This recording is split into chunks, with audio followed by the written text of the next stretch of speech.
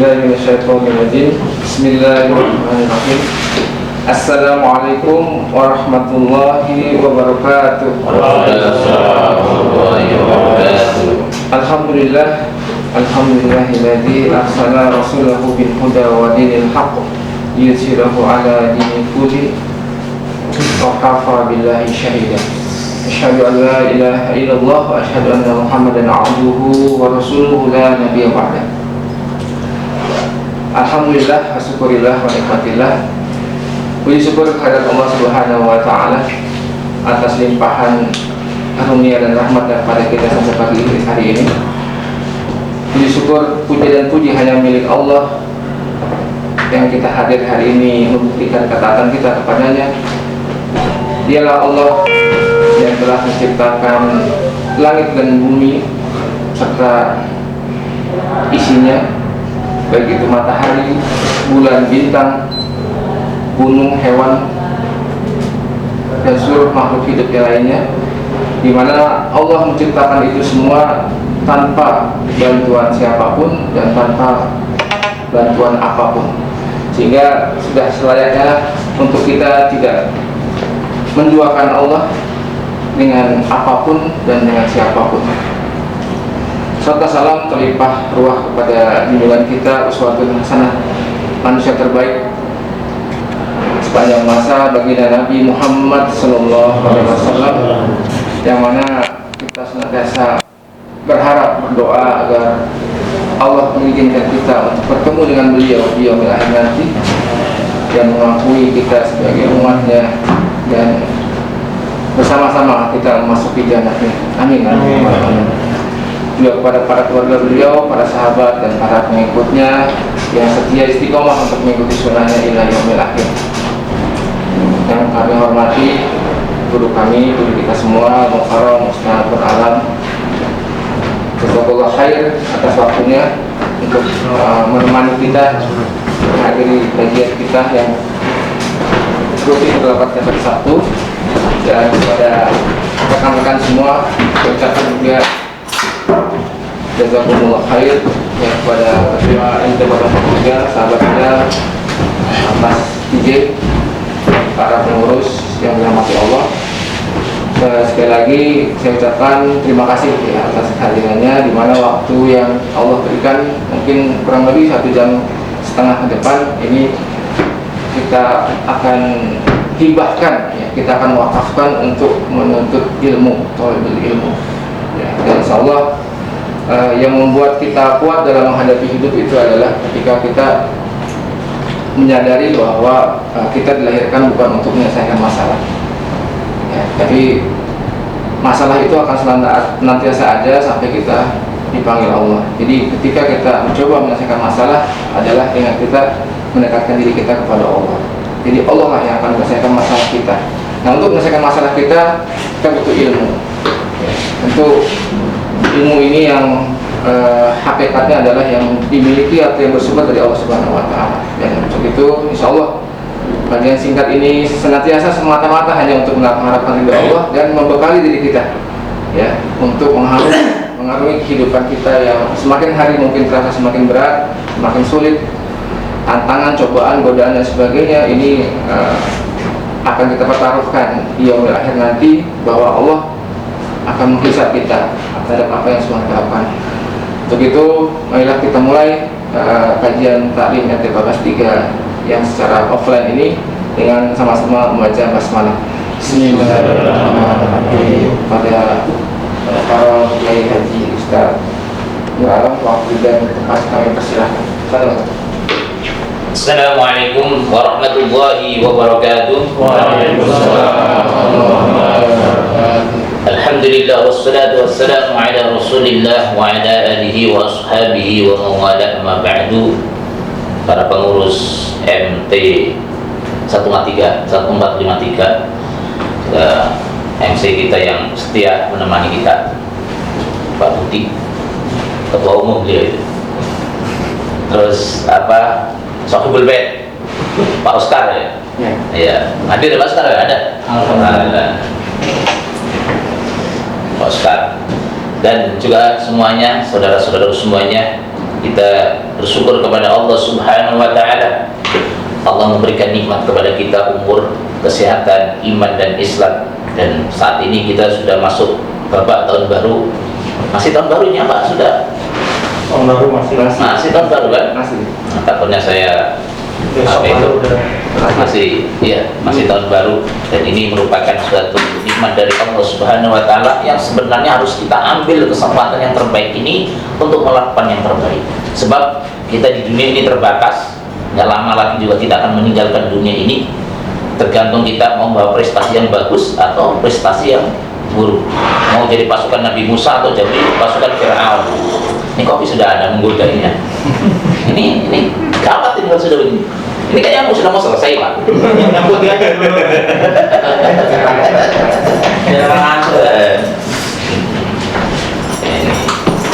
Godaan berat kalau sudah begini. Saudara-saudaraku semuanya, salawat dan salam semoga selalu terkirim kepada Rasulullah SAW. Semoga kita sebagai umatnya bisa meneladani Rasulullah SAW dalam akhlak, dalam kepribadian, dalam ibadah, dalam perjuangan, dalam jihad di jalan Allah. Mau gak mau kita harus meneladani Rasulullah SAW sebagai uswah kita, sebagai kedua kita. Tidak ada lagi uswah yang terbaik kecuali Rasulullah SAW. Saudara-saudaraku semuanya, ini memang Indonesia ini memang luar biasa. Ya, ada yang ngenakin, ada yang lucu gitu. Karena belum lama terjadi namanya pernyataan good looking. Nah, sebenarnya kan saya sudah rekaman juga dengan Bang Asep itu, lumayan. Itu good looking ini memang jadi sorotan utama, memang lagi ramai diperbincangkan. Karena itu ya, good looking itu apa sih? Good kan bagus. Looking itu apa nih? Penampilannya. Ya, penampilan yang cakep. Jadi good looking kemudian dikaitkan dengan masalah radikal dan sebagainya. Ini kan agak, ya bukan agak masalah, memang masalah juga. Kemana-mana jadinya ke hafid Quran, kemana itu orang yang fasih baca Quran, orang yang hafal Quran, dikaitkan kemana-mana. Ini perlu kita sikapi, tapi menyikapi kita dengan santai aja, karena memang ya namanya hidup begitu, ada gelap ada terang. Karena ada iblis, ada malaikat, ada Nabi Musa, ada Fir'aun, ada Nabi Ibrahim, ada Namrud. Itu memang sudah biasa dalam hidup. Ada Rasulullah, ada Bukhal, ada Abu Lahab. Hukumnya bisa nih kayak gini. Dalam dia jadi hukum nih kayak gini. Abu Bakar As-Siddiq ada. Nah, permasalahannya adalah memang perlu kita sikapi, dan tentu kita juga harus berusaha untuk meluruskan, jangan sampai hal ini berlarut-larut sehingga yang jadi pojok kan selama ini kan umat Islam lagi, anak ustadz lagi, penghafal Quran lagi. Padahal penghafal Quran itu merupakan apa? Rahmat dari Allah untuk Indonesia ini. Para dai yang hafid Quran ini adalah rahmat dari Allah Subhanahu wa Ta'ala. Dan khamalatul Quran, khamalatul ayat Islam, kata Rasulullah. Para penghafal Quran itu adalah para pemegang panji Islam. Dan musuh Islam itu tahu. Bahkan kalau di dalam surat Al-Ankabut ada bal huwa ayatum bayyinatun fi suduril ladzina utul ilm. Akan tetapi Al-Quran itu sebenarnya di hati orang-orang yang berilmu. Jadi sebenarnya kalau kita mengukur kedalaman ilmu seseorang, dia hafal Quran atau tidak. Dan kalau kita lihat dalam sejarah ulama-ulama tadi, dari zaman Imam Abu Hanifah, Imam Malik, Imam Syafi'i, sampai sekarang ulama besar secara skala internasional, itu tidak ada satupun yang tidak hafal Quran. Pasti hafal Quran. Pasti, standarnya ini seperti itu. Kenapa? Bal huwa ayatun bayyinatun fi suduril ladzina utul ilm. Dan biasanya penghafal Quran itu good looking. Cakep orangnya, ganteng, keren, suaranya juga enak kan gitu, pasti bicaranya murah senyum kan gitu. Makanya kalau dikaitkan dengan yang namanya radikal, bahkan pengen merorong NKRI, ini masalah. Ya nggak tahu siapa yang ngomong kemarin, saya juga nggak tahu karena saya juga nggak punya TV, jadi nggak tahu ini. Atau cuma kita berbicara umum aja ini. Nah, kaitannya dengan good looking, memang kalau kita berbicara good looking, Rasulullah itu good looking. Digambarkan wajah Rasulullah itu qamar, seperti potongan bulan. rembulan. Seperti itu. Dan memang mohon maaf, ketika mimpi ketemu Rasulullah, memang Rasul itu tampan, memang potongan itu menarik luar biasa. Itu wajahnya itu bercahaya. Saya tidak mensifati begini-begini, cuma maunya tampan, cakep gitu loh. Dan memang kalau kita mimpi ketemu Rasulullah kan, man ra'ani fil manami faqad ra'ani. Dan siapa yang mimpi bertemu aku, dia itu melihat aku. Seperti makanya Rasulullah itu sebenarnya sudah senyumnya luar biasa, tampangnya ya ganteng. Rasulullah itu gantengnya luar biasa, good looking. Dan para ulama-ulama dulu juga luar biasa. Makanya kalau good looking dikaitkan dengan ulama, ya kan, kemudian dikatakan radikal dan sebagainya, ini masalah. Walaupun memang dalam Islam penampilan dohir itu tidak bisa menjamin penampilan batin, tapi Islam pun menganjurkan kita untuk good looking. Bahkan di dalam surat Al-A'raf ayat 31 itu, ya bani Adam khudhu zinatakum inda kulli masjid. Wahai anak Adam, itu panggilan secara umum. Khudhu zinatakum, apa itu? Pakailah perhiasanmu inda kulli masjid, ketika engkau masuk masjid. Sehingga di dalam tafsir Ibnu Katsir, ayat ini disimpulkan oleh beliau. Kata beliau apa? Yustahabu at-tajammu inda kulli shalah. Sunnah itu kita itu berias, good looking. Ketika kita mau sholat, la siyama kata Ibnu Katsir, apalagi ketika sholat Id. Jadi Islam itu good looking. Antum coba aja antum khutbah terus pakai kolor doang.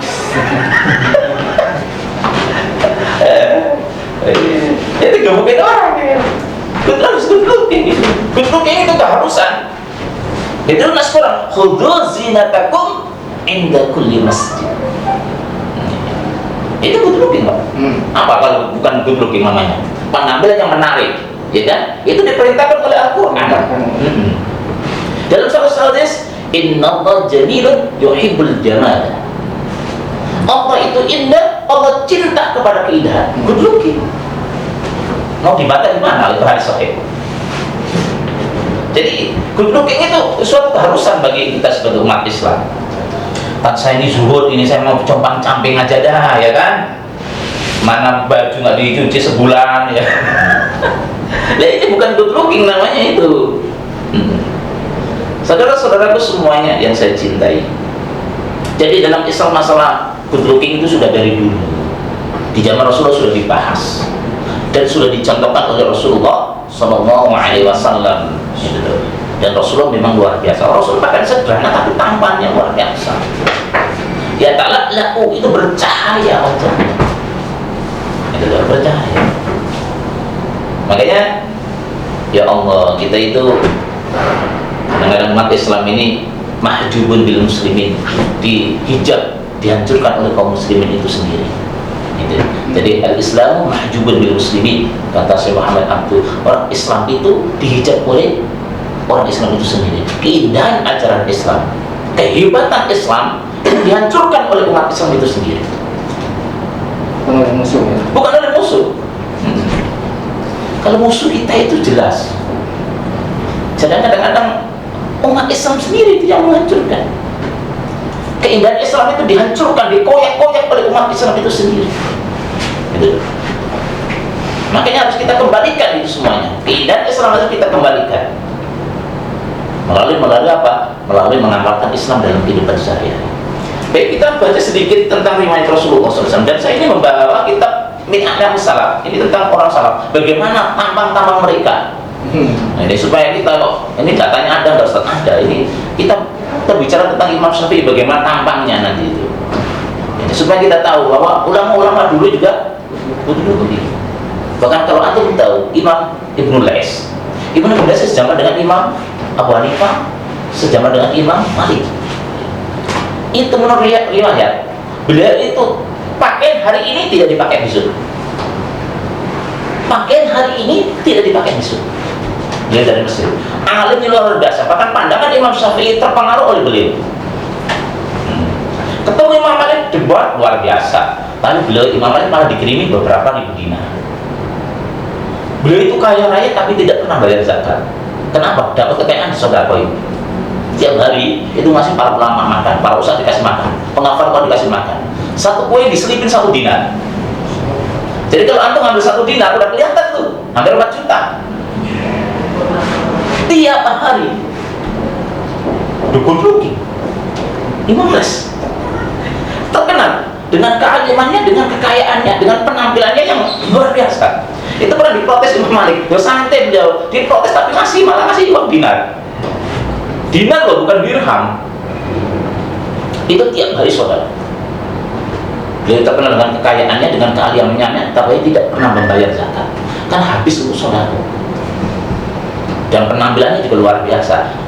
Baju hari ini nggak akan dipakai baju bis. Tuh coba itu. Nyontoh.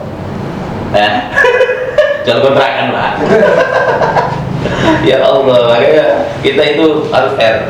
Nah, kita kembali kepada masalah good looking. Ini Al-Bara bin Azim meriwayatkan, kata beliau, "Mar'aitu shay'an qattu ahsana minhu." Jadi kata beliau, aku tidak melihat sesuatu yang lebih indah daripada Rasulullah SAW, yang lebih good looking kalau bahasa ini. Daripada Rasulullah SAW, sangat luar biasa. Ya, kata sahabat Ali, "Lam ara qablahu wala ba'du mislahu." Aku belum pernah lihat orang yang lebih tampan, lebih ganteng sebelum Rasulullah dan sesudah Rasulullah. Luar biasa. Artinya Rasulullah itu apa? Potongannya good looking. Artinya begini, kita harus mengkoreksi sejarah tentang Nabi Ayub. Agar kita paham, Nabi Ayub digambarkan apa? Harus dikoreksi ya? Itu belatung, ya kan? Belatung sampai tinggal tulang belulang, ya kan? Kira-kira good looking nggak itu? Menjijikkan. Ini kemudian dibahas oleh Syekh Nawawi Al-Bantani, juga ulama-ulama yang lain. Ini masalah cerita ini. Penampilan Nabi itu harus good looking masalahnya. Maka kata Syekh Nawawi, Nabi sakit itu a'udhu syariah. Artinya secara kemanusiaan wajar-wajar saja sakit, tetapi tidak membuat umat lari.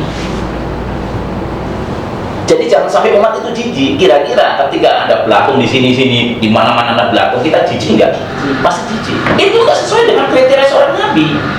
Nabi kan seorang dai, berdakwah, penampilannya juga harus good looking. Lah kok digambarkan belatung semua itu? Ini cerita Israelia. Cerita dari orang-orang Israel. Yang perlu kita koreksi. Tidak ada cerita seperti itu. Yang ada itu Nabi Ayub memang sakit, tapi sakitnya tidak membuat umat jijik. Jadi tetap kelihatannya good looking gitu. Ini harus kita koreksi. Cerita ini sudah masuk, Pak. Bahwa Nabi Ayub sampai yang ada itu semua habis tinggal hati dan lidahnya. Dan nempel di mana kalau sudah gitu? Pakai logika. Dan ini memang ini cerita masuk, tapi ini cerita Israel ini. Padahal Nabi itu adalah berdakwah kepada umat yang boleh sakit separah apapun, tapi umat tidak jijik. Berarti penampilan Nabi al-Salam good looking. Iya tuh. Jadi ini artinya dibantah cerita ini oleh para ulama, kan nggak sesuai dengan kriteria seorang Nabi. Nggak mungkin seorang Nabi sakit tapi umat jijik. Terus dakwahnya kapan? Ya kan? Terus dakwahnya kapan? Begitu. Kan sakit Ustaz, iya sakit tapi tidak membuat umat jijik. Tetap saya memang sakit Nabi Ayub, tetapi dilihat itu nggak jijik, nggak menjijikkan. Karena Nabi apa? Nabi itu disuruh penampilan yang bagus. Ya gimana nggak penampilan yang bagus dakwah kok? Biar menarik toh dalam dakwanya. Dalam cerita itu sudah jelas. Dan dari dulu memang orang berusaha untuk memojokkan para nabi sebagiannya, sehingga dibikin cerita-cerita yang aneh-aneh. Di antara ada cerita Nabi Ayub. Memang pengetahuan sebagian Indonesia tentang Nabi juga kayak cerita Nabi Sulaiman nikah sama Ratu Bilqis, itu dari mana dasarnya? Nabi Yusuf nikah sama Zulaikha, dari mana dasarnya? Nah, kita fokus dulu ke good looking ini, kapan-kapan dibahas saja, kapan-kapan. Nah, ada sebuah riwayat dari karena Rasulullah SAW fahman mufakhaman, ya ta'ala wajhu Allah ada al-qamari lailatul badri. Jadi Rasulullah itu sangat agung sifat-sifatnya, karismanya luar biasa, wibawanya, penampilannya luar biasa. Dan Rasulullah diagungkan di kalangan para sahabat saking apa tampannya itu luar biasa. Sehingga apa? Wajahnya itu bersinar seperti rembulan purnama. Lailatul Badri. Anta samsun, anta badrun. Engkau matahari, engkau badrun. Badrun itu rembulan purnama. Kalau yang sabit namanya hilal, ya kan? Kalau hilal pas sabit, kalau badrun berarti purnama. Sehingga Rasulullah dikatakan anta samsun, anta badrun. Bukan anta hilal. Kan hilal kecil. Tampang kita ke hilal ya. Ya Allah. Jadi makanya bagaimana Rasulullah itu luar biasa, sangat luar biasa, super good looking.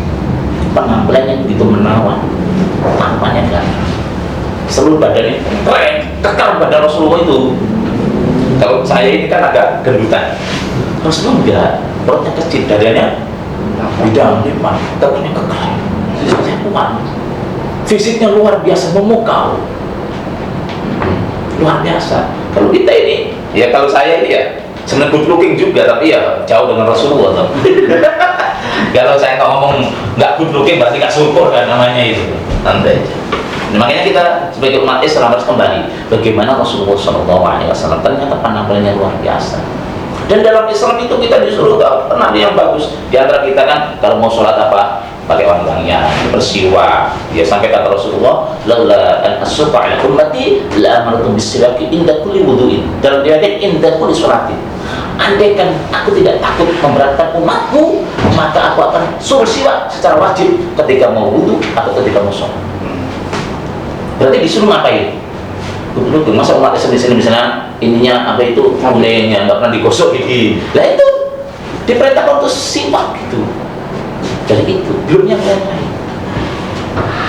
Kenapa kita berwudu disuruh nyuci tangan dulu kan? Supaya kita tahu bagus, supaya kotoran di kuku-kuku ini hilang kan gitu. Berarti disuruh ngapain? Good looking, penampilan yang menarik. Makanya kita itu harus kembali kepada Islam itu sendiri, supaya kita ini tahu bagaimana sih Rasulullah SAW. Nah, masalah good looking itu keharusan. Jadi seorang penghafal Quran harus tampangnya harus keren. Kalau wajah memang dari sononya, tapi penampilan harus menarik. Iya, saya ini dari sononya, hidup saya begini ini. Walaupun memang kata orang orang ganteng juga gitu ya. Masya Allah. Ini kita ngaji santai aja sambil canda nggak apa-apa. Masalah begini ini kita santai aja, nggak usah tegang-tegang menghadapinya, santai aja. Tapi kita harus ngomong, jangan sampai kita itu ketika masalah itu diangkat kita diem aja, salah juga. Gitu. Kita ngomong, wajib ngomong dalam rangka untuk perbaikan supaya hal ini tidak berlarut-larut. Nah, terus apakah para tabib, para ulama itu good looking? Mari kita lihat. Kita coba. Kebetulan saya itu membawa kitab ini, kitab Adamus bin Adamis Salam. Jadi supaya ini kita bahasa Arab ya, kita bahasa Arab. Gundul nggak ada apa-apanya. Sekarang contoh bagaimana Hasan Basri disifati oleh ulama. Jadi qala Muhammad bin Sa'ad, berkata Muhammad bin Sa'ad, kan Hasan radhiyallahu anhu, kan Hasan rahimahullah taala jami'an aliman rafi'an faqihan siqatan hujjatan ma'munan abidan nasiqan kasral ilmi fasihan jamilan wasiman. Tuh. Ini model Hasan Basri. Hasan Basri seorang tokoh tabi'in. Hasan Basri itu kan Basrah, ya, Basrah.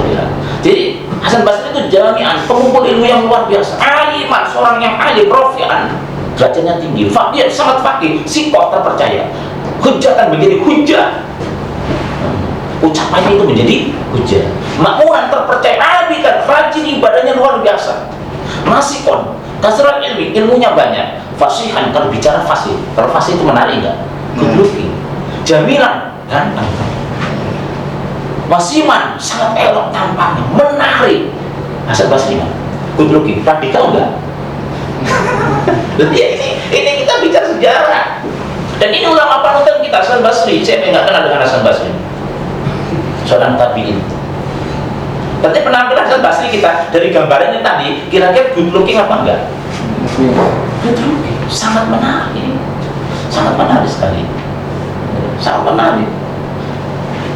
Siapa lagi? Kita lihat misalnya Imam Malik.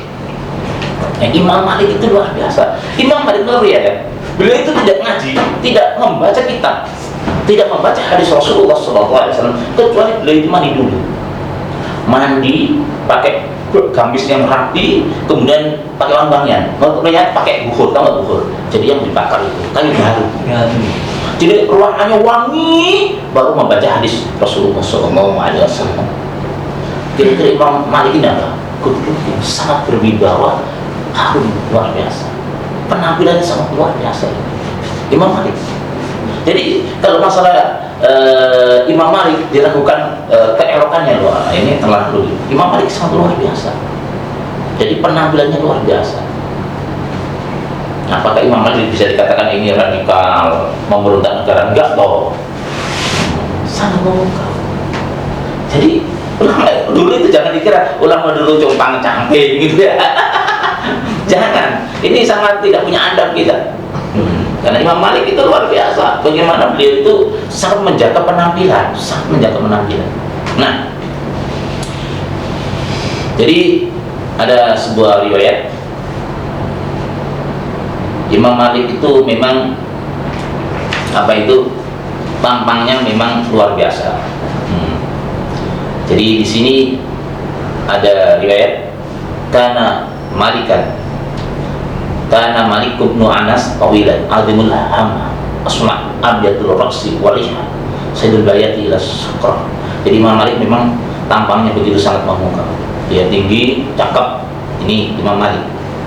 Jadi kalau masalah penampilan tidak usah ditanya lagi. Dia sangat menjaga penampilannya. Dan Imam Malik itu merupakan orang yang sangat menjaga penampilannya, berwibawanya luar biasa. Sehingga ketika ngaji Imam Malik itu, melihat ketika ngaji itu, jadi kalau kita kan, misal bawa kita, bukan begini, ya kan? Saking hebatnya penampilan Imam Malik, murid-muridnya itu sangat, tapi itu takut kalau Imam Malik sampai marah. Sehingga ketika buka kita itu begini, kata Imam Syafi'i. Dikit-dikit gitu, bukan kayak kita, tapi begini. Saking wibawanya, saking good lookingnya gitu. Bahkan kata Isa bin Umar al-Madani, "Ma'ra'i itu bayatan qattu wal hamdan ahsan min wajhi Malik." Saya tidak melihat warna putih merah yang lebih bagus daripada wajah Imam Malik. Jadi Imam Malik wajahnya itu putih kemerah-merahan, tapi sangat ahsan, sangat cakep, luar biasa.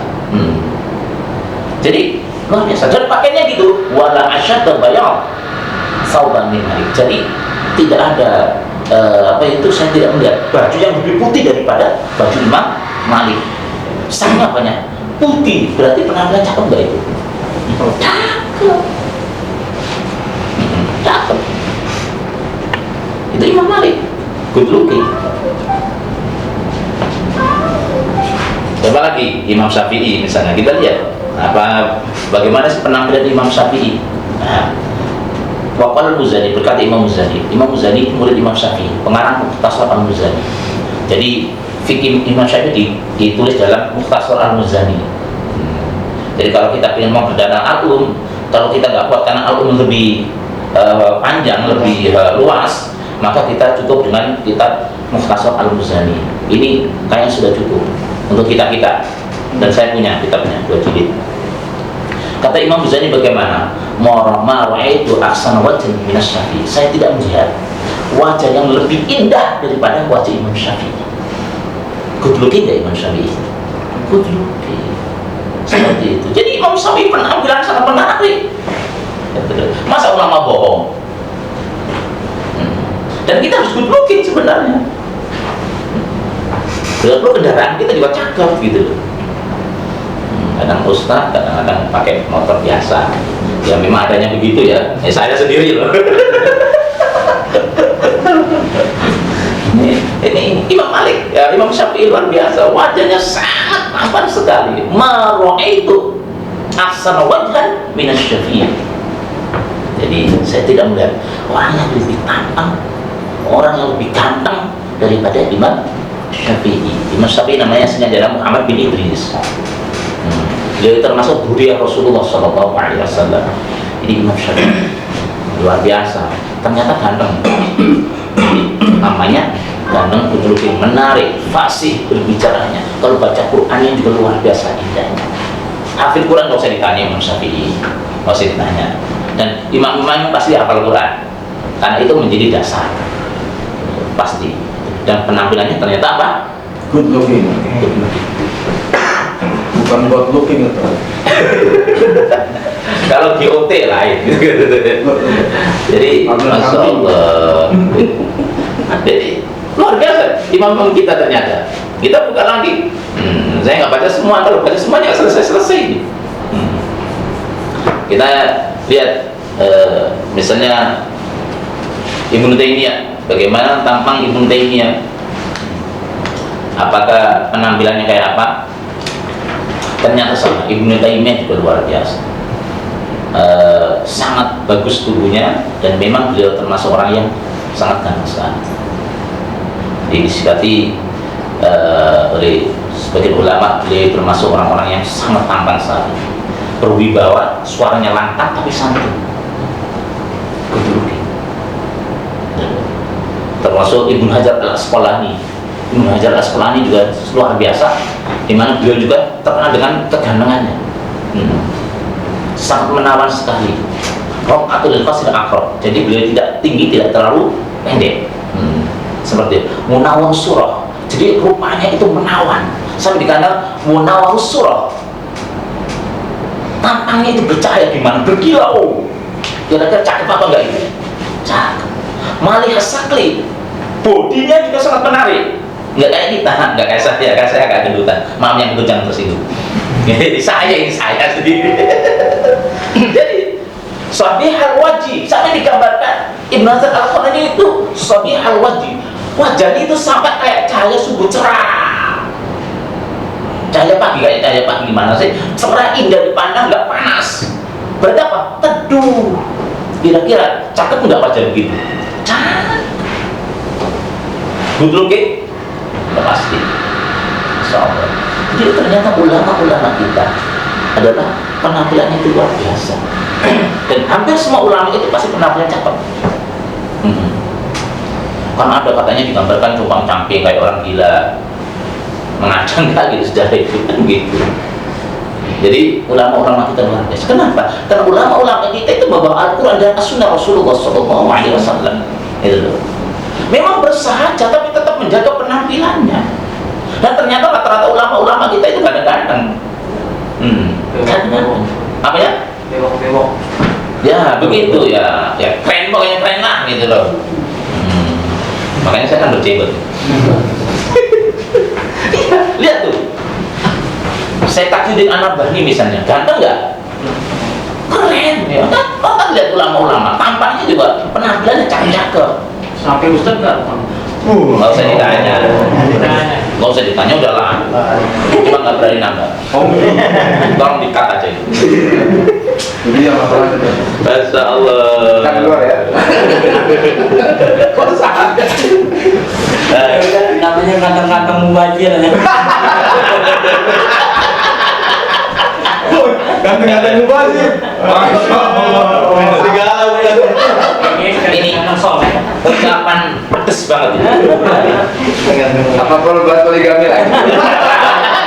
Apa ada gemeter? Ganteng-ganteng mubazir. Dari pertemuan pertama sampai sekarang nggak ada realisasi kan? Wacana terus. Masih pandemi. Ya Allah. Habis corona kan sudah. Terus corona. Setrap. Ini sampai kapan ini? Apa dialog apa gimana kiranya? Oh iya, boleh. Supaya enak. Baik, bisa. Terima kasih, jazakallah khair kepada Ustaz Alam. Oke teman-teman, tadi katakan kita santai, namun kita dialog ya. Nanti ada hal-hal yang mungkin teman-teman ingin sampaikan atau ingin tanyakan, ya, baik terkait dengan tema good looking atau di luar itu. Ya, silakan, mumpung ada guru kita di sini. Apapun boleh ditanyakan yang mungkin masalah atau apa yang kita hadapi. Silakan, selamat teman-teman. Enggak. Ustaz.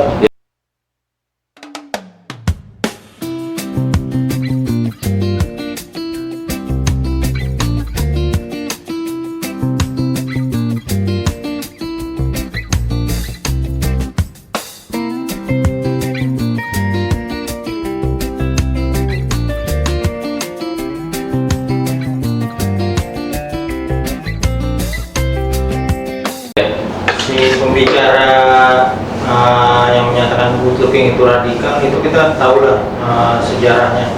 Ya itu kan sebelumnya juga selalu buat masalah ya, terutama terhadap umat Islam gitu. Dari pertama diangkat dia di Menak seperti itu gitu. Gimana sebenarnya itu dia mewakili pemerintahan rejim sekarang, apa itu pribadi dia yang kurang paham mengenai agama Islam itu sendiri, ya, terus bagaimana kita harusnya menyikapinya gitu. Corong kayaknya dia. Kalau Pak Fauzi kan. Jadi ada sebuah hadis memang bahwasanya ada selain Dajjal yang lebih aku takutkan. Apa itu ya Rasul? A'immatul mudillin, para tokoh-tokoh yang menyesat, para pemimpin-pemimpin yang menyesatkan. Itu lebih ditakutkan oleh Rasulullah daripada Dajjal. Kenapa kok lebih ditakutkan oleh Rasulullah daripada Dajjal? Karena kalau Dajjal cuma berapa hari di sini? Cuma 40 hari. Dajjal itu cuma 40 hari. Nggak lama Di bumi ya. Hanya saja memang hari pertama sama dengan setahun, hari kedua sama dengan sebulan, hari ketiga sama dengan 1 minggu. Nggak sampai 2 tahun, nggak sampai 2 tahun, nggak sampai 2 tahun. Iya kan? Nggak sampai 2 tahun. 40 hari Pak. Dajjal itu berkuman terus. Kalau puasa 40 hari versi itu kita selesai tadi.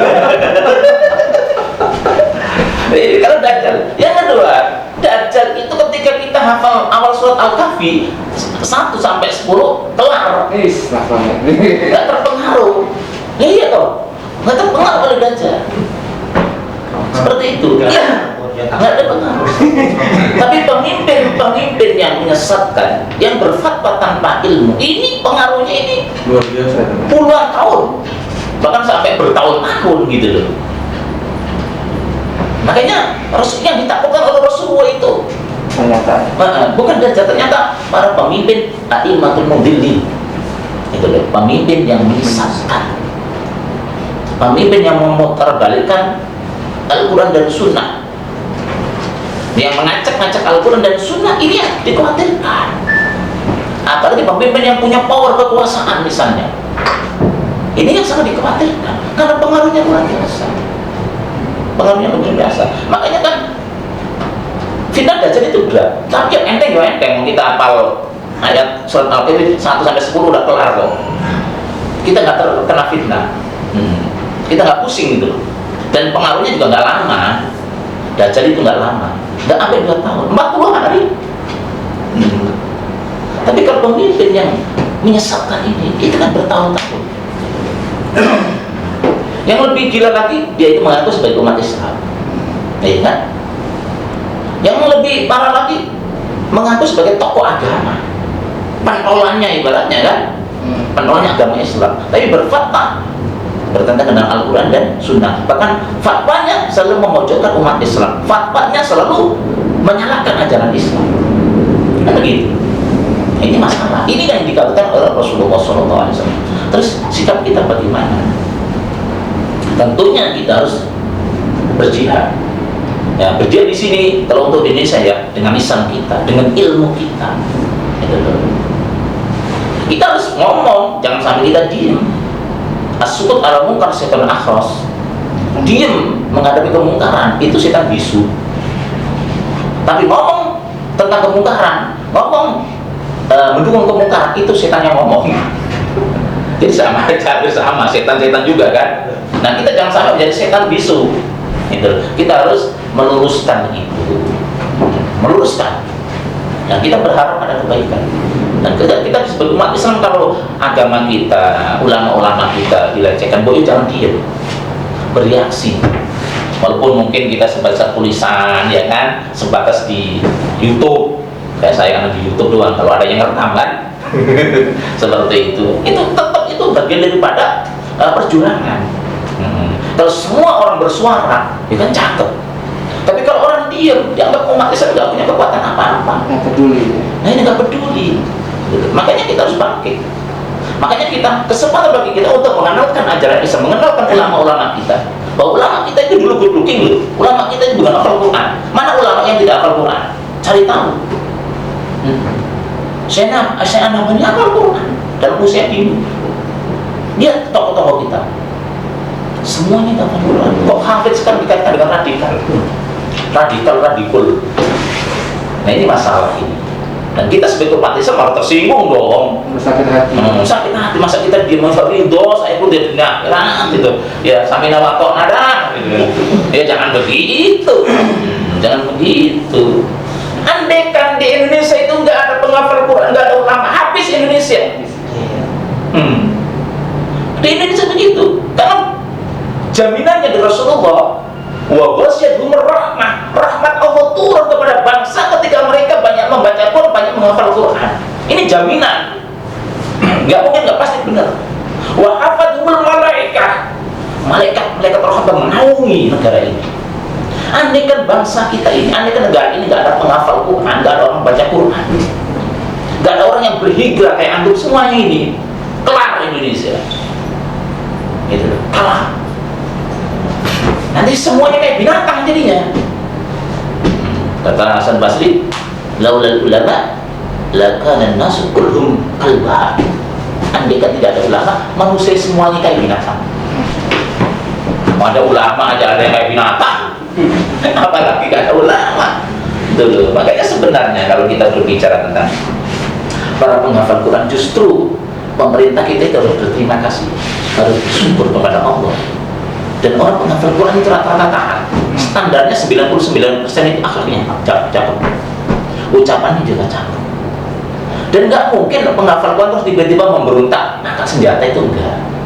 Dan antum semua kan begitu, nggak ada cita-cita ayo kita hancurkan Indonesia, enggak. Justru kita itu pengen memperbaiki yang rusak, iya kan? Boro-boro mikir ngangkat senjata dengan pemerintah kita, yang ada yang rusak kita perbaiki. Lah ngapain? Justru kita ngomong begini, justru kita dakwah itu supaya tidak ada pertumpahan darah di Indonesia. Kan begitu loh, bukan malah ngangkat senjata. Dan saya yakin antum semuanya sama. Gitu. Dan salah satu usaha kita adalah dengan kita akrab dengan Al-Quran, menghafal Quran, itu rahmat Allah turun, mencetak para pejuang yang hafal Quran. Bahkan kalau kita berbicara zaman Umar bin Abdul Aziz, pernah saya sampaikan bahwasanya penghafal Quran, penghafal sunnah juga boleh kerja. Nggak boleh jualan nasi uduk, jualan kopi nggak boleh. Ini jangan tersinggung. Bagi-bagi boleh, bagi-bagi. Nggak main. Jadi memang nggak boleh. Kehidupannya sepenuhnya digaji oleh negara. Kenapa? Karena mereka adalah tentara Allah. Tentara negara juga yang menyelamatkan negara dari azab Allah itu mereka. Harus begitu. Loh, iya, wajib fardu ain, Pak. Di negara, tapi hari ini kan Masalahnya di situ, makanya perlu kita ingatkan ini. Maka like and share. Iya tuh. Subscribe. Jangan sebenarnya begitu kan. Justru anak-anak muda yang suaranya cakep, penampilan menarik, cakep, yang santun, akhlaknya bagus, yang tidak pernah ke diskotik, yang tidak pacaran, yang hafal Quran, ini perlu dipelihara oleh negara, bahkan perlu digaji. Radikal itu. Nah ini masalah terjadi. sekarang divonis radikal. Nah, iya, itu. Dan sekarang begitu. Makanya di zaman Umar bin Abdul Aziz, para penghafal hadis jangan boleh kerja. Fokus, Pak. Ya, pengalaman saya ketika ngafal Quran nggak fokus ya acak-acak. Harus fokus ngafal Quran. Ngafal hadis harus fokus. Berarti jangan kerja. Ya memang seharusnya begitu. Emang. Makanya kan di Indonesia ini banyak penghafal Quran, justru negara ini harus berterima kasih, justru ditingkatkan. Jangan malah dituduh macam-macam di sana. Dan penghafal Quran, penghafal hadis, orang-orang yang berhijrah itu sedikit pun gak ada niat untuk memberontak kepada pemerintah Indonesia, gak ada niat untuk menumpahkan, justru pengen menyelamatkan bangsa ini dari kehancuran. Betul gak? Betul. Takbir, Allahu Akbar. Sampaikan ini kepada mereka. Like and share. Sukrit. Dan dia toh kan itu sikap kita jelas, tetap bersuara, tapi dengan cara yang santun, ya kan, ya seperti itu, dengan cara hujah-hujah yang jelas supaya kita ada kebaikan. Niat kita kan memperbaiki, bukan merusak. Niat kita itu meluruskan, bukan malah buat bengkok. Niat kita jangan sampai terjadi pertumpahan darah di Indonesia. Justru kalau dibiarkan itu berlarut bisa pertemuan darah, kekacauan di mana-mana, gitu. Seperti mana? Justru kita ngomong gini itu mencegah kekacauan tersebut. Jangan sampai ngomong gini katanya radikal malah, wah bahaya Ustaz Nur Alam nih. Nah ini masalah. Itu Mas. Silakan, mungkin ada lagi yang mau minum kopi, silakan. Ayo, Mas Ilham, ngomong. Boleh tas? Mau? Ya, silakan. Mas Ilham. Ya, mungkin kalau dilihat dari faktanya, mungkin pemerintah menanggapi seperti itu adanya radikal atau mungkin ya semacam pergerakan atau pergolakan kayak semacam ya teroris itu mungkin yang menjadi permasalahan mereka. Gitu. Nah itu yang memang tadi benar sih Ustaz, harus kita jelaskan ya kondisi seperti ini. Cuman pandangan Ustaz sendiri gimana dengan adanya radikal dan teroris lah apakah itu mungkin apakah memang itu ya enggak bukan Islam atau bagaimana gitu yang sebenarnya biar pemerintah juga tahu juga gitu. Jadi kan kesannya itu Islam dijelekkan gitu loh. Itu yang kita harus lawan gitu kan. Silakan. Terima kasih. Ya. Baik. Jadi kasus teroris di Indonesia ini juga kan belum jelas. Biasanya kasus bom Bali, Ali Imran, Imam Samudra, terus siapa? Ali Ufron atau Amrozi. Apakah orang seperti itu bisa bikin bom sedasar itu? Ini pertanyaannya, kan gitu. Terus apakah benar teroris itu banyak? Selama ini kadang-kadang main tembak aja kan? Kita juga nggak tahu benar-benar teroris apa enggak. Nah, terus bagaimana ini? Saya sendiri pernah berdialog sama Ustadz Abu Bakar Basir. Mungkin saya pernah ceritakan. Ketika terjadi pengeboman, itu saya tanya, Ustadz, bagaimana pendapat Ustadz tentang saudara-saudara kita yang katanya berjihad dengan bom? Ada pembunuh diri, ada meledakan kan? Kata Ustadz Abu Bakar Basir, itu salah. Di Indonesia jangan melakukan itu, nanti timbul fitnah. Terus saya tanya, terus apa yang kita lakukan ketika kita ingin meluruskan pemerintah? Dengan dakwah. Setelah kita berdakwah, urusan yang dia berubah atau tidak bukan urusan kita. Jangan nanti timbul fitnah, justru nanti mata-mata asing masuk ke gerakan tersebut mengacaukan, mengatasnamakan Islam. Ini masalah. Ini justru beliau tidak suka dengan cara seperti itu. Mungkin niatnya bagus, cara yang salah. Justru yang dikhawatirkan beliau adalah nanti mata-mata asing yang nggak suka dengan Islam masuk ke gerakan tersebut mengatasnamakan Islam. Nih bisa, tapi itu mungkin kalau terjadi kan 1-2 kali misalnya. Tapi betapa banyak sekarang saudara-saudara kita yang lurus itu kan nggak radikal, nggak pengen memberontak. Ya antum semuanya itu kan selalu berbicara tentang syariat Islam, apa dia pengen memberontak? Ya enggak kok. Justru pengen ada perbaikan Indonesia ini. Kita berbicara Islam kafah, syariat Islam kembali kepada khilafah dan manhaj nubuwah. Tujuan kita bukan untuk memberontak, untuk perbaikan bangsa ini, untuk perbaikan dunia ini yang sudah mulai rusak. Itu loh. Untuk apa? Supaya kembali Islam itu bercahaya. Dan memang aslinya Islam itu bercahaya. Yang dia mau Islam adalah kebaikan demi kebaikan. Dan Allah itu yang lebih tahu tentang masalah itu. Makanya kita kembali kepada kemauan Allah dan Rasulnya. Kalau ditata ini bumi ini atau negara kita atau dunia ini ditata dengan apa yang dimau oleh Allah dan Rasulnya, itu pasti benar. Sejahtera, udah pasti, nggak mungkin enggak. Tetapi kalau negara atau suatu dunia ini ditata oleh nafsu kita, berantakan seperti saat ini. Makanya kenapa kita menyuarakan dengan Islam yang kafah, kembali kepada syariat Islam, kembali kepada pemerintah yang modelnya khilafah alimin dan nubuwah. Tujuan kita ini bukan ingin menghancurkan negara ini. Bahkan Ustaz Abu Bakar sendiri ngomong sama saya, apakah terus ketika nanti syariat Islam di Indonesia itu ada, apakah mereka diganti? Nggak perlu diganti, sistem aja, kata beliau. Ini kata beliau. Sehingga sampai sekarang saya itu mau walam kok di penjara sampai sekarang. Padahal beliau itu sama sekali itu ngomong sama saya, jangan pesan saya, jangan sampai angkat senjata dengan pemerintah kita. Karena negara kita negara aman, bukan negara darul, bukan negara perang. Itu. Jadi sebenarnya harusnya begitu kita. Gitu. Makanya kalau memang ada sebagian saudara kita yang angkat senjata, itu berapa biji? Tapi jutaan umat Islam yang lurus banyak, yang gitu. jutaan penghafal Quran, ribuan penghafal Quran, ribuan santri itu lurus. Pas ditanya satu-satu, enggak, saya nggak pengen mengangkat senjata, cuma pengen perbaikan. Mungkin sistemnya harus diperbaiki, ya kan? Kembali kepada Allah dan Rasulnya. Kan sebenarnya kan begitu sebenarnya. Jadi nggak, kita kumpul di sini apa kalau kita rencana kita bikin bom? Ya enggak toh. Justru kita kumpul di sini supaya Indonesia selamat dari bencana. Sebab kalau kita nggak meluruskan, khawatir agar Allah kalau sudah turun habis semuanya, yang soleh, yang toleh, yang taat, yang maksiat, habis semuanya, dan kerugian bagi kita semuanya.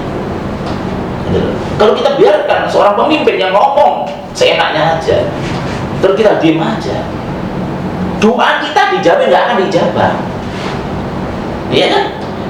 Dijamin nggak dijabah. Salah satu doa yang nggak dijabah adalah ketika ada pemungkaran kita diam. Ini masalah. Justru kita ngomong ini bukan berarti kita ingin menghancurkan mereka, ingin meluruskan, ingin menyadarkan mereka. Kan tujuan dakwah kan begitu. Nah ini, makanya saya pribadi untuk di Indonesia, saya sering khutbah di mana-mana. Saya ini sering berbicara tentang jihad, tentang peperangan. Dan memang endingnya ada perang di dunia ini. Tapi untuk saat ini saya katakan, jangan coba-coba mengangkat senjata dengan pemerintah kita. Kalau kok ada kesalahan pemerintah kita, kita koreksi tentu dengan dakwah yang santun. Seperti teman-teman ini orangnya kan santun-santun. Lalu orang-orang begini dikatakan mau memberontak kepada Indonesia kan kebangetan. Oh, mau ngangkat senjata kan kebangetan. Moro-moro golok aja belum tentu punya kok. Paling pisau dapur. Nah, sama cendol dapur aja takut. Kalau mau berontak itu loh. Jadi salah alamat itu. Bukan sama sentong, sama yang punya sentong. Nah, balik lagi. Nah ini, itu mah tema yang lalu. Oh, iya. Mungkin ada lagi, silakan sama kita santai Ayo, ya. apa teman-teman? Nah, ada umat Islam yang anti khilafah, oknum lah, oknum. Ada juga yang pro khilafah, tapi dia mengatakan bahwa Pancasila harga mati itu gimana? Summa takunu khilafah ada bedanya. Itu hadis, dan ini hadis dari Imam Ahmad, bahwa khilafah itu pasti akan tegak. Kita berjuang, nggak berjuang pasti tegak. Kita nggak berjuang pasti ada kelompok yang berjuang. Itu kan pasti, nggak mungkin nggak. Ini sudah menjadi ketentuan Allah Subhanahu Wa Taala. Jangan khawatir. Khilafah itu nggak tegak, jangan khawatir. Pasti tegak. Nggak mungkin nggak. Bahkan alamin haji nubuwah, di atas jalan kenabian. Berarti khilafah yang benar, pemerintah yang benar, seperti itu. Nggak usah pusing mau orang mau pro dan tidak, bodoh amat. Yang penting kita berjuang. Antum semua nggak berjuang, bodoh amat, nanti akan tegak. Pasti akan turun kelompok-kelompok. Allah akan menurunkan orang-orang yang berjuang untuk tegaknya khilafah. Nggak mungkin nggak. Nggak mungkin, pasti itu. Makanya kalau ada orang yang tidak pro khilafah, bodoh amat. Ya, yang penting kita berjuang. Itu loh. Antum sekarang misalnya berhenti, saya tidak mau berbicara khilafah, pokoknya saya mau menjadi orang biasa aja. Yang penting dagang laku selesai. Nanti Allah akan mengeluarkan orang-orang yang akan lebih baik daripada kita. Gak mungkin nggak, pasti. La tazalu ta'ifatu min ummati. Jadi tidak akan berhenti, akan ada kelompok umat yang selalu berjuang di jalan Allah Subhanahu Wa Taala. Allah akan menanam bibit-bibit unggul yang nanti tumbuh tanaman yang unggul untuk dalam rangka berjuang di jalan Allah. Jangan khawatir. Maka kita itu kalau kita debat dulu nggak akan selesai. Tapi sekarang kita mau berjuang atau tidak, khilafah pasti tegak. Udah saya bisa pastikan. Entah tahun kapan, mualah. Masalah tahunnya kita nggak tahu. Itu semuanya sudah kehendak Allah Subhanahu Wa Taala. Maka kita sebagai umat Islam kita perlu menyampaikan. Kita perlu menyampaikan bahwasanya pemerintahan yang Islam itu akan segera tiba. Itu pasti akan segera tiba. Dan dalam waktu dekat, tidak dalam waktu yang lama. Dan perjuangan kita harus terus. Dan sebenarnya perjuangan kita itu sebentar. Sampai kapan? Sampai mati doang. Kalau antum mati selesai tuh perjuangan. Berarti perjuangan kita itu nggak lama. Akan diganti oleh generasi terus, begitu terus. Jangan khawatir. yuriduna liyutfi'u nurallahi bil afwahihim wallahu mutimmu nurihi walau karihal kafirun. Mereka itu pengen memadamkan cahaya Allah melalui lisan-lisan, melalui media-media mereka. Tapi nggak mungkin bisa. Wallahu mutimmu nurihi. Allah yang pasti menyempurnakan cahayanya. Liyudhhirahu 'ala dini kullihi. Islam akan dimenangkan terhadap seluruh yang namanya agama-agama. Walau karihal kafirun, walaupun orang-orang kafir itu benci tetap. Dan ketika Allah sudah berkehendak, gak ada satupun makhluk yang bisa menjaganya. Jadi antum harus yakin itu. Harus yakin. Ustaz gimana yakin dengan khilafah kan enggak? Oh pasti yakin. Itu hadis kok. Gimana saya nggak yakin? Karena masa khilafah Ali bin Nubuwah dengan khilafah yang awalnya setelah zaman Nubuwah itu kan sama. Semata khilafah Ali bin Nubuwah zaman Abu Bakar, Umar, Utsman itu kan intinya kan pasti kembali. Jadi kita akan kembali itu seperti itu. Kapan mau alam? Apakah kita akan menemui zaman itu? Mau alam. Tapi yang jelas kita hidup di akhir zaman. Ya kemungkinan kemudian nggak lama-lama dari tahun-tahun ini. Nggak lama-lama karena Allah berjanji setiap 100 tahun akan ada mujahid. Ada menjadi orang-orang yang memperbaiki agama ini, orang yang menegakkan kebenaran, orang-orang yang akan memimpin untuk sebuah kejayaan Islam. Tinggal antum di sebelah mana kan gitu, di sebelah orang munafik, kelompok orang munafik atau kelompok orang yang beriman, penegak kebenaran atau penegak kemungkaran. Itu sekarang kita tinggal mau di barisan sebelah mana kita aja sebenarnya. Makanya kita ngobrol. Dan sebenarnya kalau kita berbicara khilafah juga nggak bertentangan dengan Pancasila. Pancasila ketuhanan yang Maha Esa. Kalau kita konsepnya dengan Pancasila, pasti setuju bahwa ketuhanan yang Maha Esa itu tauhid. Kalau kita berbicara tauhid berarti samina wa ta'na kepada Allah dan Rasulnya. Gitu. Seperti itu. Cuma kan kadang-kadang kan diselewengkan juga kan Pancasila. Jadi maknanya kan dilarikan kemana tahu. Seperti itu. Dan sebenarnya kalau kita lihat sejarah, tokoh-tokoh kita itu maunya itu adalah syariat Islam. Cuma tadinya takut ada kekacauan, jadi sebentar aja pakai ini. Ternyata setelah itu keterusan sampai ada tokoh Muhammadiyah yang menangis setiap hari. Itu gara-gara apa? Syariat Islam tidak tegak, sah, dibohongin. Dan saya ada itu buku-bukunya seperti itu. Jadi memang perlu sekali. Maka kita sebagai umat Islam yang pengen Indonesia lebih bagus, yang pengen agama Allah ini tetap tegak di muka bumi ini, mau nggak mau kita harus berjuang. Tentunya harus berjuang dengan jiwa dan harta kita. Kalau di Indonesia dengan harta kita, maka perlu kita bangun pesantren yang bagus, sekolah-sekolah yang bagus, kan? Nah, kita bangun, kita didik anak-anak muda kita supaya menjadi pejuang Islam. Sudah mengubah pahala. Maka kita putus asa. Maka kita kompakan. Maka saya tuh pengen umat Islam boleh bersatu gitu loh. Ini kan selama ini belum. Saya menjeleki kadang-kadang ya orang yang bicara khilafah khawarij. Ini kan masalah khawarij itu siapa gitu loh. Macam-macam dah. Jadi kita itu kadang-kadang nggak pas juga. Cobalah kita bersatu lah. Masalah khilafah yang seperti itu mau jangan terlalu diangkat. Yang selama ini kan coba kalau bulan Maulid sebentar lagi yang Maulid pasti ribut apa? Maulid Nabi hukumnya. Ya, antara bid'ah mungkar, bid'ah hasanah. Pasti itu nggak mungkin. Tidak aja nanti di mana ramai itu. Sebentar bulan depan tak Safar. Setelah Safar Rabiul Awal itu pasti di YouTube di mana-mana ramai tentang Maulid Nabi itu. Nggak ada kerjaan apa ya? kerjaan di pasar itu. Nah, itu pekerjaannya mubadir, kayak ibaratnya ganteng mubadir. Lah iya toh, kadang-kadang ini sering orang nanya, wah kerjaan apa lah? Itu loh. Ngurusui Nggak usah. Yang Maulid Nabi monggo, yang Maulid Nabi ayo kita tegakkan, kita apa itu kobarkan tegaknya syariat Islam, tegaknya khilafah, tegaknya pemerintah yang Islami. Tujuan kita bukan memberontak, kan meluruskan. Kan begitu enak gitu loh. Ya nggak Maulid Nabi ya nggak apa-apa. Repot-repot amat sih hidup. Hal-hal yang seperti itu masih dipermasalahkan lagi, ya kan? Dan mungkin ada lagi, silakan. Monggo. Ada lagi, silakan. Monggo.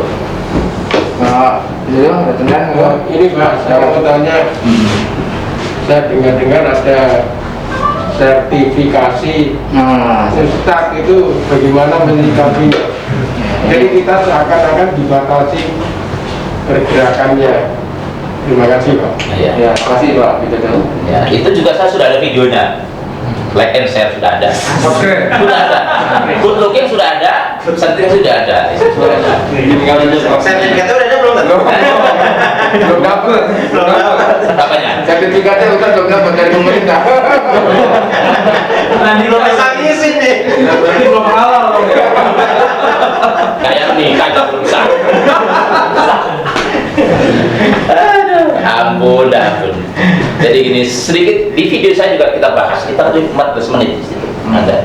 Ya sudah berapa ribu yang nonton. Jadi begini, harus sampai itu sebenarnya ke kemenak itu sebenarnya. Jadi sertifikat itu nggak usah kita pusingkan. Setuju nggak dengan sertifikat? Setuju dengan syarat. Dan di video saya itu saya sangat setuju. Jadi begini Pak, sertifikat ya sertifikat toh, ya kan? Dari dulu memang sebenarnya sudah ada sertifikat ulama.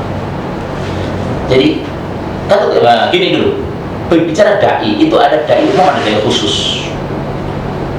Dai khusus itu sebenarnya perlu sertifikat supaya ilmunya itu lebih tinggi dan lebih tinggi lagi. Gitu loh.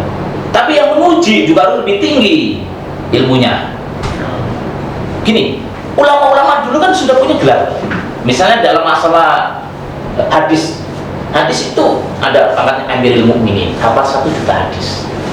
Ada pangkatnya Al-Hujjah, ada pangkatnya Al-Hakim. Ini sertifikat semua ini. Gelar ya. Ini ada pangkatnya Al-Muhaddis, Al-Muslim, Al-Hafid. Ini pangkat semua ini. Ini perlu.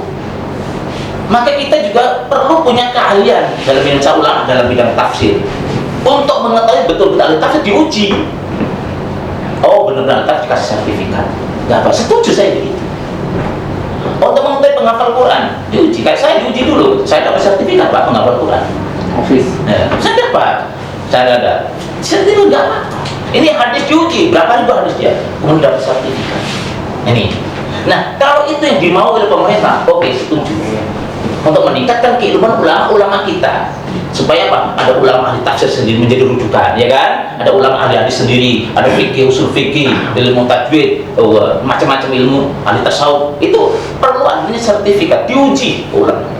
Dan itu memang dari dulu, Imam Bukhari diuji juga. Imam Bukhari makanya Amirul Mukminin dalam hadis. Ibnu Hajar Al-Asqalani Amirul Mukminin dalam hadis.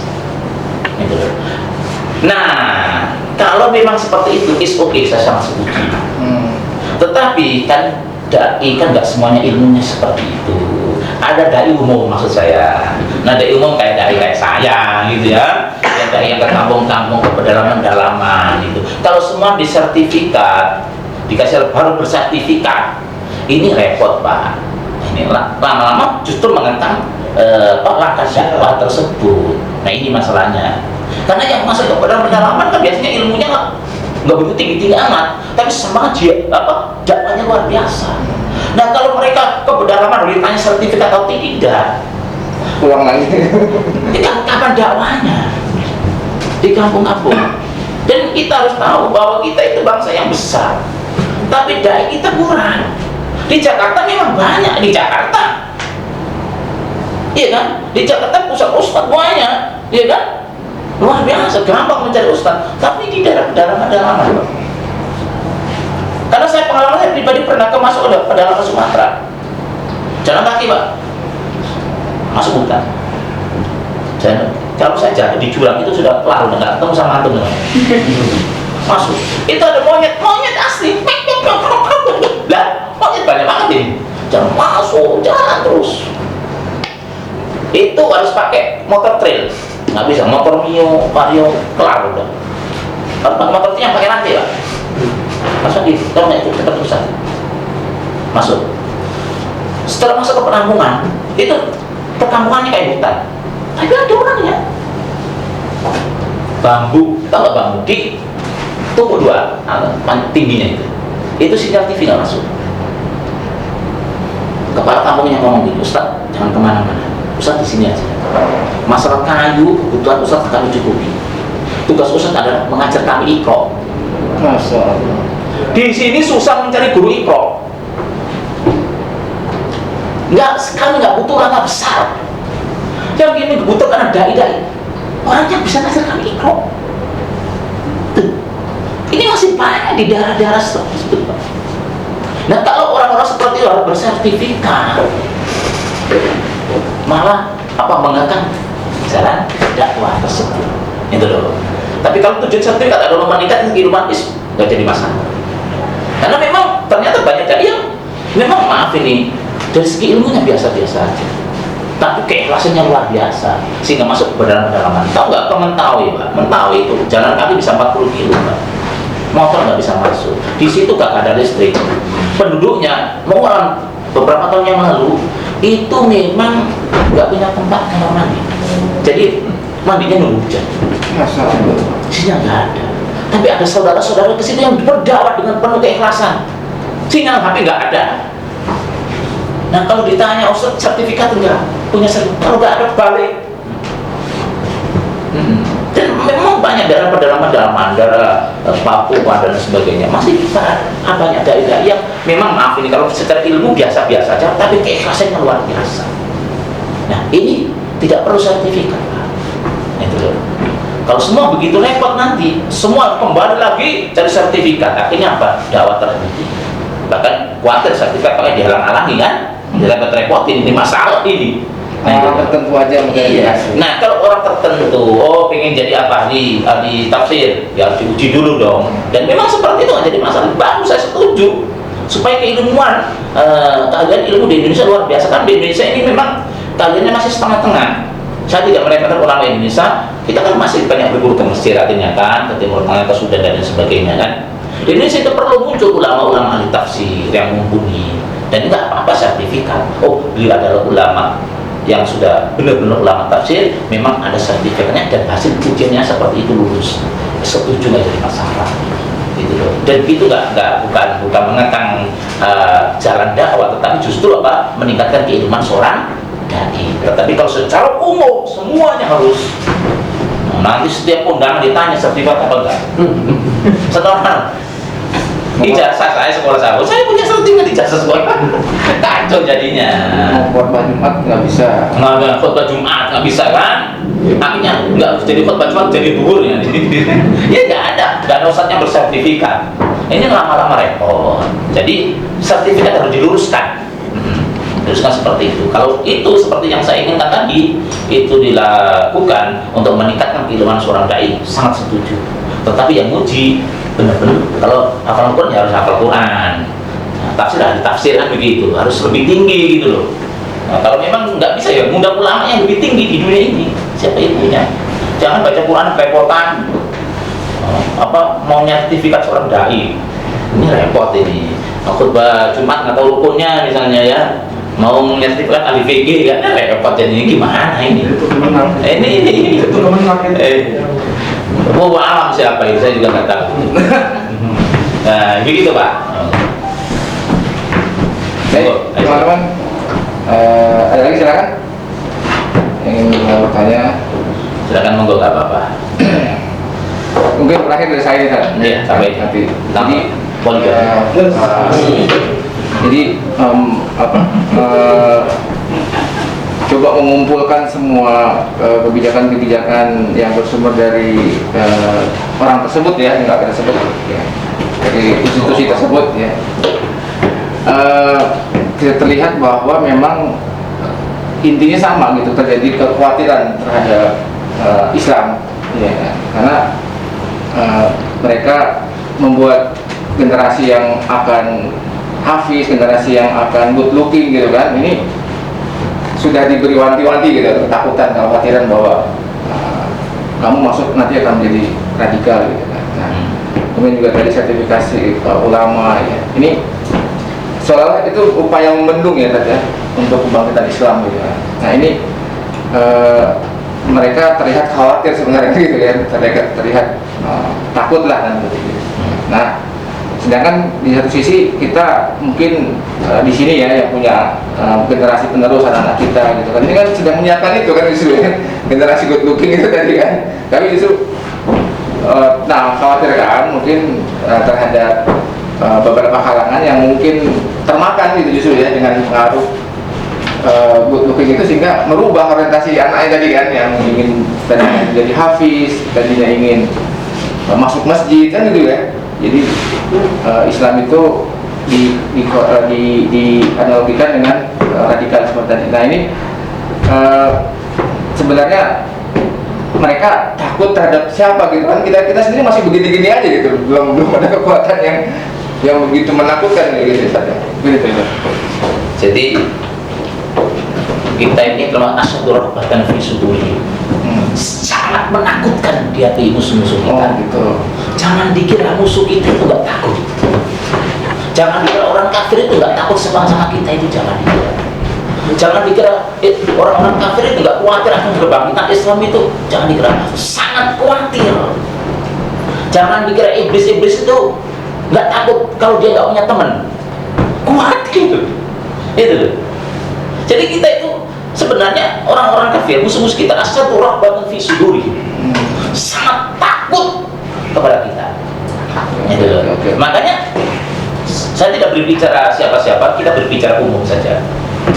Bahwasanya segala cara akan dilakukan oleh orang-orang kafir, orang musuh-musuh kita, untuk membendung daripada kemenangan Islam, untuk menghancurkan generasi kita. Tapi percuma nggak akan bisa, karena janji Allah kemenangan akan sebentar lagi. Gitu loh. Islam kadang-kadang dihancurkan di suatu tempat, di tempat lain bangkit. Pernah Islam hancur di mana? Di Andalusia, bangkit di Turki Utsmani, ya kan?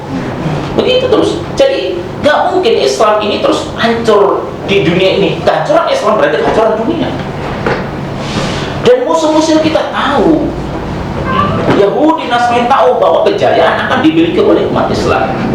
Contoh gini, saya kutip hadis Imam Muslim tentang peperangan Yahudi dan kita. Jadi la taqumu as-saatu hatta yufadil muslimun yahud fayaqtuluhum muslimun hatta yahdida al-yahud min war al-hajari was-sajari fayaqul al-hajar aw as-sajaru ya muslim ya Allah ada yahudi khalfi fata'al faqtulhu ila qarqat fa innahu min syajar yahud. Ini hadis sahih dalam Sahih Muslim bahwa tidak akan terjadi hari kiamat sebelum umat Islam berperang melawan Yahudi dan umat Islam menang, sampai ketika Yahudi bersembunyi di bawah pohon atau batu, pohon dan batu berbicara, wahai muslim, wahai hamba Allah, kesini, ada Yahudi di belakangku, bunuh, kecuali pohon korkot. Perdana Menteri Yahudi yaitu Golda Meir pernah ditanya tentang hadis ini, mengatakan sangat mungkin benar. Ini hadis ini gak main-main. Itu Golda Meir mengakui tentang kevalidan daripada hadis. Cuma katanya bukan muslim saat ini yang bisa mengalahkan Yahudi adalah muslim yang sholat subuhnya dengan sama dengan sholat Jumatnya. Itu diakui bahwasanya umat Islam akan menang melawan Yahudi, itu diakui. Cuma kadang mereka itu adalah ingin memperlambat doa. Khilafah tegak itu pasti, tapi mereka itu nggak akan bisa membendung juga. Cuma bagaimana memperlambat saja. Itu memperlambat, karena penelitian mereka khilafah itu enggak pasti. Tahun 2012 sudah diadakan musyawarah di antara mereka bahwa khilafah akan tegak. Mereka berusaha untuk membantu, untuk memperlambat, dan kebangkitan Islam nggak mungkin bisa dicegah oleh mereka, impossible. Maka segala cara akan dilakukan, tapi percuma. Islam di pojok sana dihancurkan, di sini tuh. Karena Allah tidak akan berhenti menanam bibit-bibit unggul yang akan menjadi pahlawan-pahlawan Islam. Ini dalam hadis. Jadi tidak mungkin. Jadi kita jangan takut, maka terus kita mendidik anak-anak kita supaya menjadi generasi hebat, pejuang-pejuang Islam, para hafid, para mujahidah yang akan menegakkan kalimat tauhid di muka bumi ini. Dan mereka musuh-musuh kita tahu bahwa akan ada kebangkitan generasi Islam. Dengan segala cara mereka lakukan, tapi percuma. Ya ada hasilnya. Capek mereka. Duit berapa kali dikeluarkan untuk menghancurkan kita, nggak mungkin berhasil.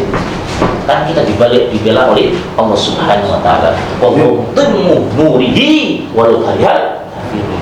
Allah akan menyempurnakan agama ini. Allah akan membuat kita jaya. Kejayaan akan di tangan umat Islam. Walaupun mereka benci, setengah mampus bencinya, tetap akan tegak Islam. Begitu.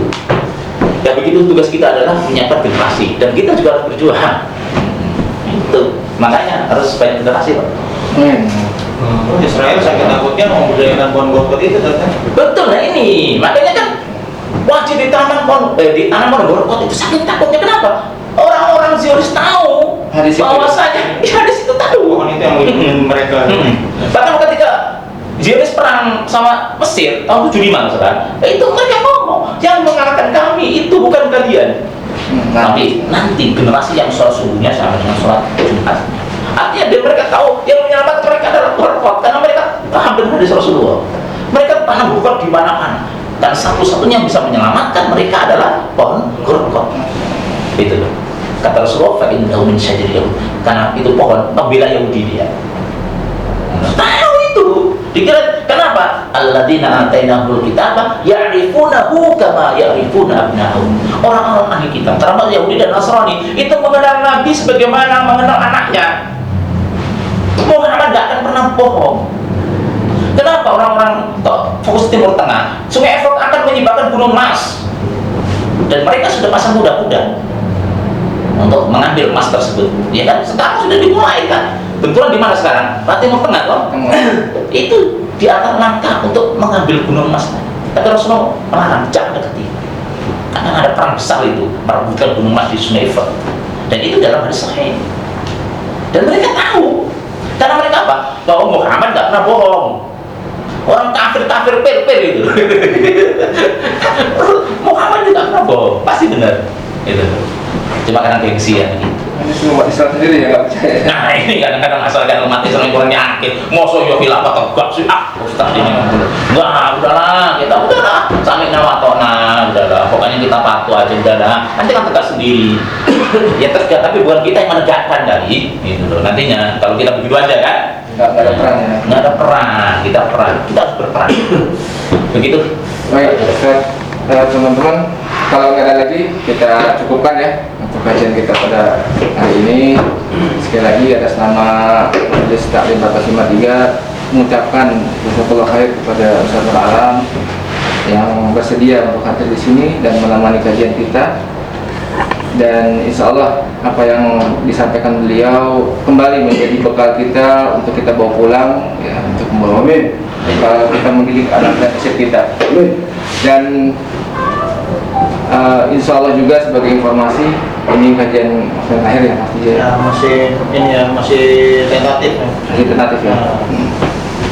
Ya, mudah-mudahan yang jelas semua diberi istiqomahan ya, untuk terus semangat ya kajian, karena di masa pandemi ini yang justru tidak semakin membaik ya, ini sebagai tantangan kita untuk terus yang hadir yang mungkin nggak apa-apa gitu sedikit, tapi tetap kita jalankan terus, semangat teman-teman jangan sampai turun ya. Insya Allah kita akan coba istiqomah ya, tetap mengadakan kajian setiap Sabtunya. Sekali lagi apa yang benar datang dari Allah, yang salah datang dari kita semua. Kita tutup acara kita dengan membaca hamdalah. Ini istighfar 3 kali. Alhamdulillah majlis. Subhanallah walhamdulillah. Asyhadu an la ilaha illallah wa astaghfiruka wa atubu ilaik. Saya mohon maaf. Taufiq wal hidayah. Assalamualaikum warahmatullahi wabarakatuh. Waalaikumsalam warahmatullahi wabarakatuh.